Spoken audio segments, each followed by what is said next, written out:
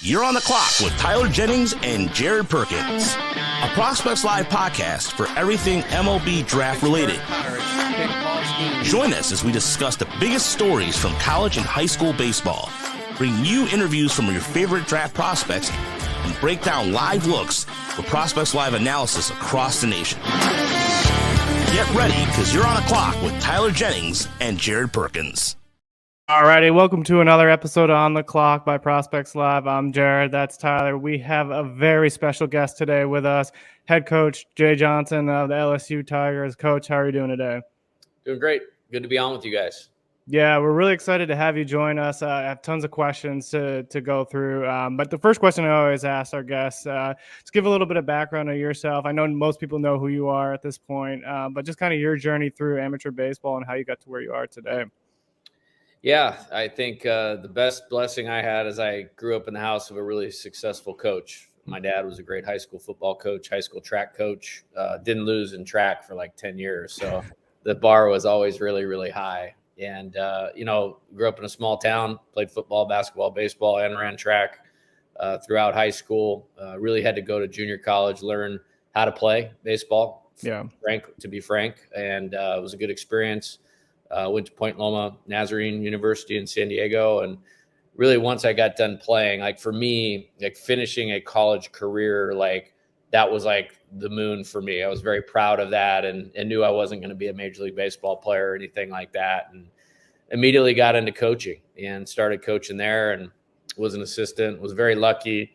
My coach that coached me in college offered me a position and he gave me a lot of responsibility. I mean, like 25 years old and coaching third and running the offense and making game decisions and all kinds of stuff. And it was a great environment to learn, not a lot of young coaches get that opportunity. And then became the head coach at Point Loma. Alma mater, was a great honor. And then probably the most important move for me, I went with Rich Hill to the University of San Diego for 8 years as the associate head coach. And I tell people all the time, like, he's one of the best coaches I've ever encountered in any sport, and really was critical for my development. And then went to Nevada for 2 years and very proud of what we did and won the first Mountain West championship for that school in any sport and loved it. Didn't really want to leave, honestly. And, the Arizona opportunity was really special. And, we were able to get to Omaha a couple times in 5 years and didn't want to leave there either, to be honest, but then getting to LSU and obviously it's great 2 years here. And this is my spot, hopefully for a long time. Yeah, I love that. The one first question I want to ask, because one thing I've noticed with every stop that you've had, right, you've always had the person first mentality with your players, with your coaching staff, which I don't think you see often. Something I'm very passionate about myself is really pulling out the people behind the players. I used to do a podcast that really focused on the human element of the game. How has that become? How did you develop that as like a huge part of your coaching philosophy? Yeah, I think I mentioned my dad was great at this, at the high school level, but he had a unique ability to show everybody in his programs that they were important and that they could create value for the team if they did their job really, really well. I remember, my heroes were like his running backs and they would live with us at times, you know what I mean? And he just had a unique way, whether it was the best player or just somebody just to pull out value in everybody and get them to make them know they were important to the team's success. And that's probably the root of that. Yeah, I mean, I think that's huge because, right, is when people know what their role is, it makes them feel more empowered to kind of accept and embrace that role too. Absolutely. Tyler, I'll turn it over to you. Yeah, so I had just one quick question because I heard you mention you ran track as a younger man. What events did you run in track? I'm curious. Yeah, the terrible ones, the 400 meters and the 800 meters. And, really all that was my dad was my football coach. And it's like, you're going to be faster and more athletic to be a better running back. And then, so I did that, probably hated every second of it, to be honest with you, but loved competing. And yeah, that was difficult. So finally, actually my junior and senior year would say, hey, we're going to go all in on this baseball thing. And, I said, don't worry, I'll be ready by August, for football. But yeah, it was probably to develop mental toughness. He always had an angle on things. But yeah, I wasn't loving any second of the track deal, that's for sure. No, the 800 is the worst event ever. Worst thing ever in life, honestly. Yeah, I think I gotta agree with you on that. I did that in high school, so I don't miss it. Don't miss it at all. But back on track with baseball. You guys brought in Paul Skenes last year. This was a guy that I saw collegiate 92 and 95, more of a bullet slider. Was not the guy that you guys ended up crafting him into, being the 97 to 100 with a sweepy slider. Kind of just break down what changes you made with Paul going into that fall, and just tell me what it was like. The coach, what was tabbed as like the best collegiate arm here at Cole. Yeah, no question about what you just said. I mean, that's as dominating a season as any pitcher can have at any level. I think with Paul, when we got him, I knew we were getting somebody impactful. And you start with the person. It was like, this dude is different. I mean, the maturity, responsibility, leadership skills, character, like you start there. And then that's the foundation of the work ethic, the attention to detail. I mean, he did everything right. And I mean, literally everything right. I mean, he left for spring training yesterday and we were talking. It was good to catch up. He's been working and busy this whole off season. So we got a chance to catch up, and it's the same guy. And the focus is like nothing I've ever seen before. So that's all him, Then I think,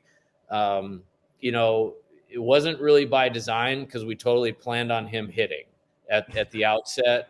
But once I started to see these strides being made as a pitcher, my thought was, okay, we probably can go to Omaha and have a chance to compete for a championship without him hitting. We cannot without him pitching. And so I was just looking at this, and I think the recovery thing that he was able to do by only focusing on pitching, I think that had a large impact on his jump. And so you put his work ethic, his character, maybe peeling back the workload from a position player standpoint. And then he put in a ton of work with Wes Johnson and did a great job. Wes did a great job with Paul. Paul put a lot of time in the strength and conditioning element. And his mentality was special. And I'll give you an example of I'd be walking in the players lounge to grab a water on my way out to the field, 3 days before he's going to pitch. And, he himself was watching video of the next lineup and basically charting the game and playing it in his head. So, I mean, you got elite athlete, elite preparation, elite training, and it all manifests itself into just complete dominance.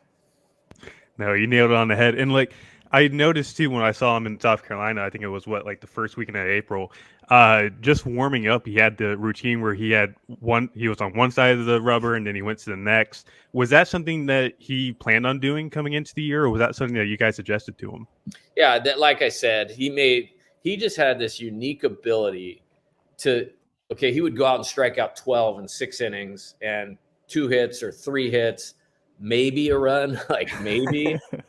And he was always getting to that next click, whether it was adding deception, you know what I mean? Creating indecision with the hitter, pitch patterning different times through the lineup.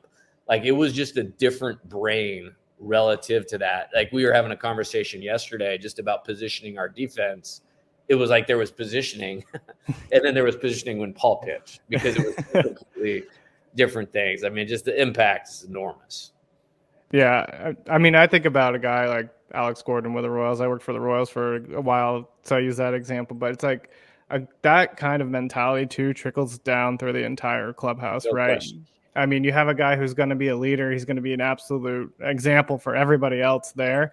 And I think everybody that you talked to that went through the Royals organization said Alex Gordon was a guy everybody looked up to, that they could go ask questions to, that they wanted to learn from. And I have to imagine that was huge. Yeah, no doubt about it. And, I think about, leadership. Leadership's not always yelling at somebody or calling somebody out or those types of things. But, I mean, he had this unique ability when he knew we needed somebody to be better, to be able to confront and demand it out of them, but do it in this non-threatening way. And everybody respected him so much because of the type of player he was, the type of person he was. Like, he lifted everybody else's level. And I'm not going to sit here and tell you that was more important than striking out like 250 whatever dude did, but it was super important. And we would not have, been, in my opinion, one of the greatest teams in college baseball history without Paul Skenes, obviously. Yeah, and I mean, talk a little bit about that too, where you had Paul Skenes and Dilla Cruz, who both went 1-2 in the draft. Now you lose those guys going into 2024, but you've brought in some great talent. So what are some of your expectations going into this season? Yeah, I think the most important thing for our team this year is, for the time being, to forget about 2023. It doesn't mean that we won't celebrate it or continue to celebrate it at appropriate times, because it deserves to be celebrated. But right now, it has no relevance on what's happening. I think, in regards to those two players, we don't need anybody to try to be those two players, because, I mean, you're looking at two of the best of all time, but it's the old Moneyball theory. You didn't fill Jason Giambi with one player, you fill him with three players, and player improvement. And we've been working our team hard. They've been working hard. And I feel great about the mindset of this. It has our undivided attention. And when you look at the challenge of playing in the SEC now, like, to have any success at all, it requires your undivided attention. Yeah. Tyler, I'll turn it over to you. Yeah, I did want to ask about the fall too, because trying to think, Jake Brown is the one guy I wanted to ask, because this is a guy that I saw as a soft tossing southpaw with pitchability at USA's complex a couple summers ago. And then I read reports this fall, and he's in the running for an outfield spot. So I'm curious as to what happened there and what he's changed since he got to campus. Yeah, I think he's a perfect LSU player, and what I mean by that, he's this combo of talent and toughness, and mental toughness, and he has this like it factor. Now he'll go through growing pains, playing in the SEC as a freshman. But he's a great athlete. And I went to see him in March last year. They were playing locally. He was pitching.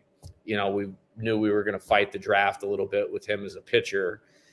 But I saw him take 3 or 4 at-bats, and just kind of the way he moved. And it's like he's on his toes, and he's got this explosiveness to his body that you don't see every day. I'm like, this guy's going to be a position player for us also. And so we're probably – and I think it's evened out a little bit, to be honest with you, but we're probably a little bit ahead on the mound than we were with position players, because we're replacing a lot.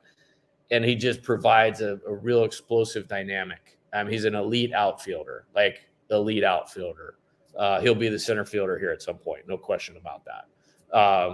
And he's been good on the mound too. We probably need the contribution on the position player side a little bit more, and he's shown an aptitude to do it. He's hitting and taking good at bats against some of our best guys. And that's kind of always the separator for me, is what do guys do against the best pitching? And he's hung in there pretty well.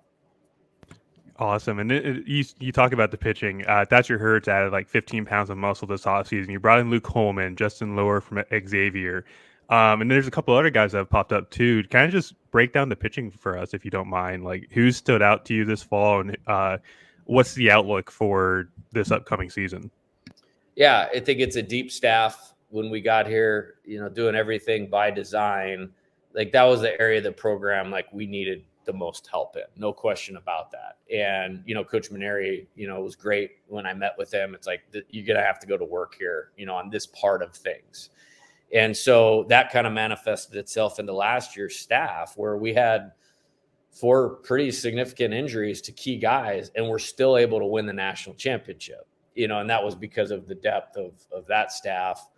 And then just going forward, I really believe in kind of what we do on offense. Like, if we are just in the game, we're going to have a chance to win. And so, it was almost like an overcorrection a little bit of whatever you want to call it, scholarship or investment in pitching and on the roster and roster spots and those types of things. So we feel like depth is the best quality. You mentioned Thatcher. For the last 6 weeks of the season last year, there was maybe, 2 guys in the country that were as good or better than Thatcher, Paul and Rhett Lauder. That's it. I mean, when Thatcher's at its best, like, he's in that conversation, and he's put in a lot of work in. You mentioned Luke Holman, as we were preparing to play Alabama last year, I'm doing all the scouting and getting us ready to go. Like, I mean, I walked down the hall in the office to Jamie Tutko, who's our analytics guy, and it's like, hey man, this guy's going to be a problem. Like, it's good that Paul is pitching against him. Like, he just kind of caught my eye as a guy that has serious pitchability and feel and competitiveness and all those types of things. And that's absolutely been the case. Gage Jump, who a lot of people have kind of forgotten about maybe because he missed last year because of an injury. He's really good. Like, he's really good. Javen Coleman, who's back to full strength, this year has thrown the ball really well in the preseason. And then you got these guys that pitched in Omaha successfully last year with Guidry, Nate Ackenhausen, Griffin Herring. And then you got guys that have improved from last year, like Aiden Moffitt and DJ Primo.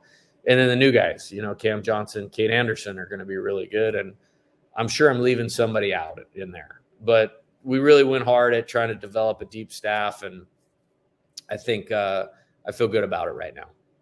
As you should. I also heard a rumor that Aiden Moffitt's touching 100 now. Is that a true thing? He had 100 yesterday. Yes, yeah, he did throw. He did throw 100 yesterday, and proud of him. It's a good story for players, and I think this happens at programs like LSU. Like, you're not always going to be like ready for this right out of the gate. It's a big jump. Going from high school baseball to the top of the SEC is like going to the moon, and so he didn't pitch a lot, but now he's got a chance to be pretty good, and so proud of him and where he's headed. Awesome to hear that. Jerry, go ahead if you have any questions. Yeah, the one last one I kind of think of here too is every place that you've stepped foot in, right? You've built a winning culture, and I think it starts by bringing in the players, and that's always important. But what have you done to kind of sustain that over the years, right? You always have new players coming in, players going out. What's been like the keys for you of building a winning culture? Yeah, I think maybe personally for me is like keeping myself in my lane of like, okay, how can I positively impact those things? And for me, it's recruit, add talent. The focus here is always on development. Like, every day, like, that's a real thing. Like, a lot of people talk about it, but that's the number one job of all of our coaches. Not getting too far ahead of yourself. Like, what do we need to do like right now, today? And then just having discipline to repeat that. So like, I have to like hold myself accountable to that. Then with the players, it's like, okay, what are the best qualities that you want your program to be about? And then it's getting those transferable, like from one group to the next. And you do that with really good player leadership. You mentioned Dylan and Paul, but guys like Cade Beloso, Gavin Dugas, that's as good a player leadership as I've ever seen last year. And then these players saw how impactful that was on our team last year. And now you guys got guys like Hayden Travinsky, Alex Milazzo, Tommy White, Thatcher Hurd, Will Helmers, Josh Pearson. Like, those guys are trying to emulate that. And then, you just try to coach them along in that. And I've always believed coaches a lot of times will complain about players not being leaders. We have to teach them to do that, or not being selfless.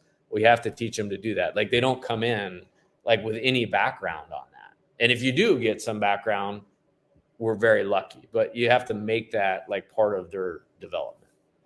Yeah, I think you hit it kind of on the head too. I mean, I use my Royals example because I worked there for such a long time, but they were so interested on drafting guys based on their attitudes, their personalities, what they were going to bring into the clubhouse, just as much as they were talent-wise as well. I mean, they took a lot of your guys that you had recruited as well, like Blake Mitchell, Ben Kudrina, and Carter Jensen. So you can kind of see some of the similar philosophies there.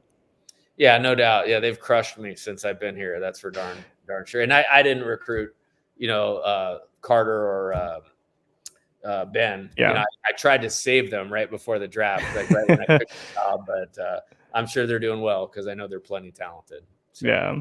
But Tyler, I'll turn it over to you for any final questions. Yeah, you mentioned Tommy White. I'm interested to hear what's developed on that front. Because there I say I grew up an NC State fan, so seeing him play in Raleigh his freshman year was amazing. But then, of course, he went to Baton Rouge, playing third base. The bat is still exceptional, even though he, in my opinion, I think it's a bit too aggressive because the chase rate's still a bit too high for my liking. So So I want to learn if like anything's changed on that front this fall and during preseason that it's really stood out to you. Yeah. First off, he's an amazing competitor. I've been very fortunate to have some great hitters. Great hitters, whether it's Chris Bryant, Austin Wells, Jacob Berry, Dylan Cruz, Tommy, like he's easily at the top of that. Like he's a 1A type guy, with all of those guys. And I think what makes him unique is competitive. There's very few guys that can hit for average and power and do it effectively. He does that. I think, what I really appreciate about him is one bad pitch in an AB, like let's say he chases out of the zone, he's right back on it the next pitch, like better than anybody that I've ever seen. He's shown good plate discipline here these first couple weeks of the spring. He's walked 6 or 7 times and just has such a solid understanding of what he's doing. As far as the third base thing, I was looking at like his numbers and I was like kind of confused because I thought he did a really good job at third base for us. I only remember one error that negatively impacted any game that he made for 71 games. At third base, college baseball, that's pretty good. And I'm proud of him for saying, hey, I'm good enough to do this. And we provided the opportunity to do it.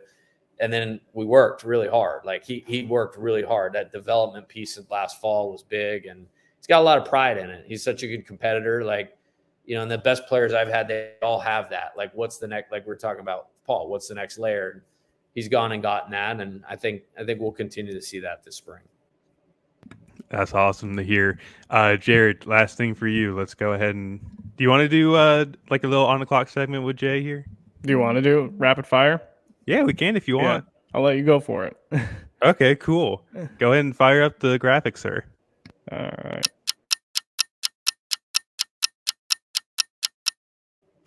All right. So first thing, this is just gonna be random. It doesn't have to be baseball related, but what's your favorite thing about Baton Rouge so far that you've been here for at least 3 years at this point now? Like what's the thing that's really pulled you in for the culture around there?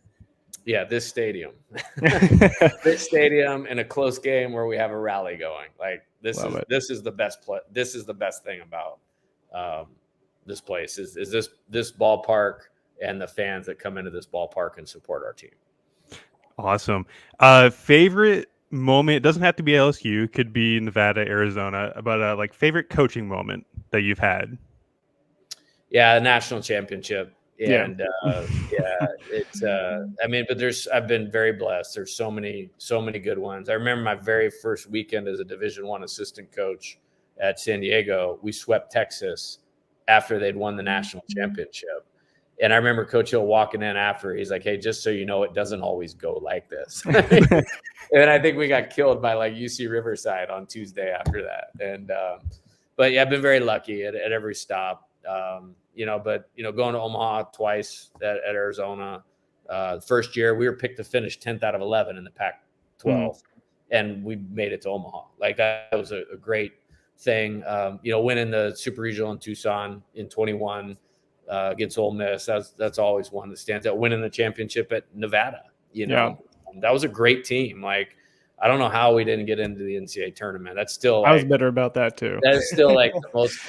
So losing the national title game in 2016 and not going to the NCAA tournament with that team in 2015, easily the two most like heartbreaking whatever days of my coaching career, because that team could have easily won a regional. Like there was no question. Yeah, there's no doubt that team was loaded. All right. Final question before we let you go. Trying to think. Jared, if you have a good one off the top of your head, feel free to like chime in. I'll go with so out of Baton Rouge, Tucson, Reno, and San Diego, best food. Which place? I feel like I know the answer, but that's definitely Louisiana. Yeah. However, I mean, like, I haven't been in a bad place. Like, in Reno, like some of those restaurants downtown. Campo, Silver Peak. Like I remember having a lot of good dinners there. The San Diego, Tucson. I'm a California burrito guy at heart. And then, man, I have to watch myself out here. There's so much good food, and I'm only 5'7", so I gotta keep it in check. I love it. Love it. Coach, thanks so much for taking the time to join us. We know you're busy with the season upcoming, and we're wishing you nothing but success, and can't wait to watch you all play this year. Cool. Thanks for having me on, guys.